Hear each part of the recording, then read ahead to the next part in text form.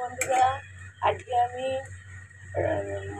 রসগোল্লার রসমালাই করছি। দুধটাকে জাল দিচ্ছি, দুধটাকে জাল দিয়ে ঘন হলে রসটাকে চিপে এতে ছেড়ে দেবো। তোমরা দেখতে থাকো। তোমাদের একটা টিপস দিচ্ছি।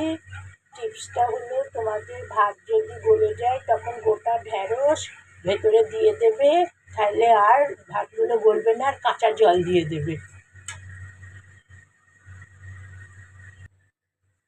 হ্যালো বন্ধুরা, আমি 10 মিনিট পর ফিরে আসলাম। এখন এটা হয়ে গেছে।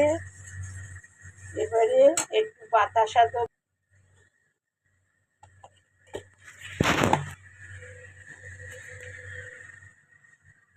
এবার আমি বাতাসা দিচ্ছি, বাতাসা দিয়ে নাড়াবো আর রসগোল্লাটা দিয়ে দেবো। রস নিয়ে রেখেছি, এবার রসগোল্লাটা দিয়ে দিচ্ছি।